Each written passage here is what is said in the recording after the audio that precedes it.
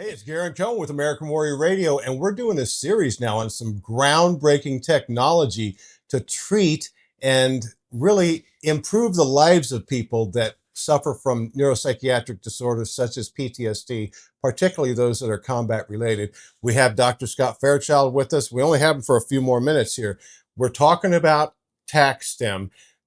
I want to unwind this just for a moment because there's Alpha STEM, which you actually turned AVET project on, and pretty much the whole world in helping people deal with some stress and become in a more relaxed state. Alpha STEM, which the VA fortunately recognized and provides it some VISN levels, not all VISNs. That's the whatever your regional area is, Veterans Integrated Service Network. Some still don't authorize it and provide it. But we're talking about another system like that, but they're different. The Alpha STEM clips on the ear. You've got a little dial. It can make it a little fuzzy. It helps in some respects. This one here, let's just give a little very powerful, very powerful. And different wavelengths. They're different wavelengths. You got to think of it, you put the Alpha STEM on your ear, it provides a mild current and, adjusts the brain. But here you're accessing the vagus nerve, the vagal stimulator. It is the main nerve that carries your fight or flight response to the brain. Wow. So you're on the main highway. Okay. And it's profoundly different. You can notice the difference in a very profound way. And listen, this man knows what he speaks about. He doesn't get behind any kind of technology or product unless he has personally, because he has issues, as do most of us veterans. He's personally saying this is an effective way to treat some. Not all, though. Correct. Not everybody's going to become responsive to this. Correct. So it may help. What do you think? 8 out of 10 people? So far, I've seen more like 9 out of 10. 9 out of 10. I've had 1 or 2. A spouse tried it, and she's like, "I don't notice any difference." But maybe probably he isn't affected in that way. She probably didn't have any underlying issues. Okay. And so, with the people we've used it at the clinic so far, at least 9 out of 10.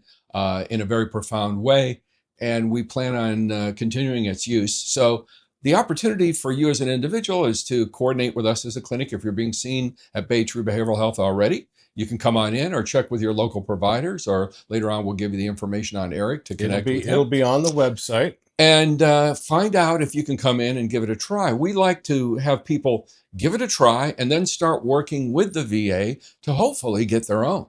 We noticed that if you're using it over a period of time, Dr. O'Leary pointed out that utilizing it over 3.5, 4 months, this is important. You no longer need to use it because your brain now automatically adapts. So it's like a brain trainer, which is so important. I say then pass it on to a friend. Well, sure. And there's so many things we can get at, but one important topic that I know a lot of our viewers and listeners are going to be interested in, we're talking about some curative process, something that can actually reverse and smooth over the symptomatology assigned to PTSD. Let's say somebody gets a TAC STIM and they've done it through Baytree Behavioral Health or whatever their clinic, wherever they are, and they see some real positive results. And maybe even, like you said, 3 months down the road, they don't even need to do the treatment. They have got a whole new way of living life where those intrusive thoughts and maybe even hallucination, all the signs and symptoms. Exactly.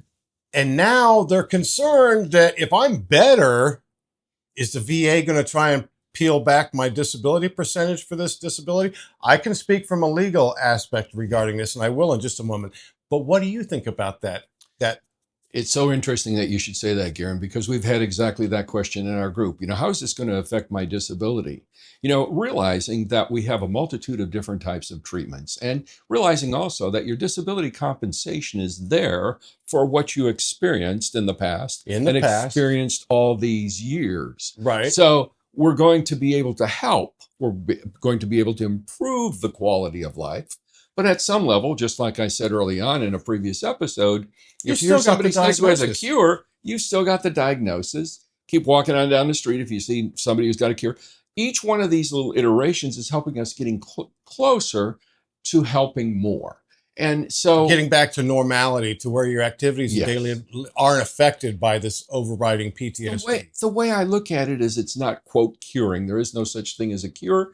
It's learning how to better manage your PTSD and its symptoms with various interventions. And I'll just throw this out. Let's say you are service connected for diabetes mellitus, and there's varying grades of evaluations there.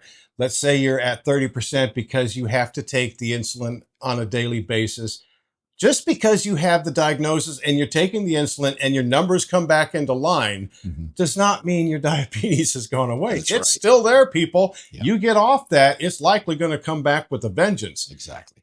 Same thing with treatments like this, even the alpha stim. Yes. Nothing is guaranteed. Nothing's going to reverse. Like you said, it's your history. Yes. Your brain has absorbed all that crazy trauma. Exactly. And these are changed tools. These are tools. Thank you. These are tools that help you survive in a world that can revivify, and you end up reliving your experiences. And so these are tools that help you with that, help you tone it down, help you get a grip, help you get a better handle on this so that you can live an improved quality of life.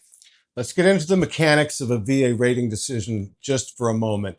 If you are, let's say you're 100% permanent and totally disabled, that means the VA is never going to look at you again. All right, you're out the door. The VA is not going to order any examinations. You can do whatever you like. You can earn as much money as you like. You can run up and down the hills. Whatever you want to do, the VA is not going to look at you because you're permanent. Let's say a veteran is at 70% just alone for PTSD, and he or she undergoes this kind of treatment, and they see that they're regaining their life, the colors coming back and all of their visions. Those are all good things. But unless they have a routine future examination, correct, the VA is not going to look at you. Go get the treatment. If you file for an increase and you come in and you see an expert like Dr. Scott Fairchild or any of the other competent C&P examiners, compensation and pen examiners, they may evaluate you less than where you were based on the fact you've undergone this treatment and there has been some improvement in your symptoms. That's not to say they're going to, number one, because you don't have to ask for an increase. correct. If you have no routine future exam, you're safe. But let's say somebody does have a routine future exam, and let's say they have a 50% for PTSD, and they undergo TAC STIM at Baytree Behavioral Health or some other qualified clinic that knows what they're doing with this, knows how to employ it. What would you say regarding you, and you're qualified as a C&P examiner? What are you going to do? Are you going to factor that in? That, okay, he was at 50 and now he's gone through this treatment and there's been some improvement. What do you do? What I do is I look at, how much improvement has there really been?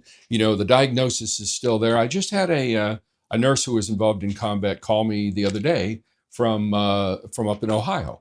And she said, I really need your help. I've got my 100% disability with the VA.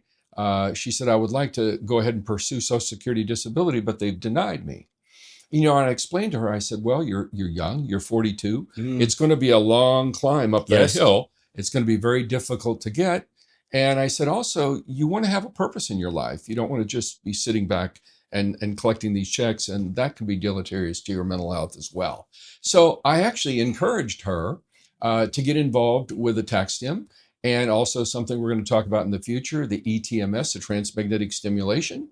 I looked it up. Again, another tool. Another tool. And I looked it up, ETMS Ohio, and there were 6 facilities in the state of Ohio. We connected her with one just down the block from where she lives. Sweet. So she's going to be able to get some help and be able to do a little bit better. While maintaining all of her current status with Exactly. the VA and maybe even approaching Social Security. Exactly. Okay, Exactly. so I don't want people to be fearful of some new technology or treatment reversing the diagnosis. You're always going to have it. And when the question comes down to the bottom line, wellness, being mentally healthy and physically healthy is priceless. That's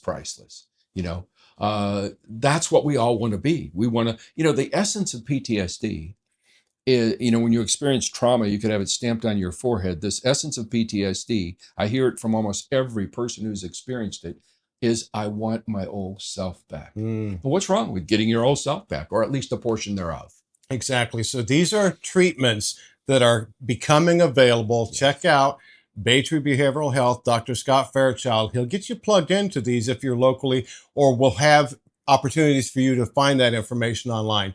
It's Garren Cone with American Warrior Radio Show. Thanks for joining us. And don't forget, thank a vet.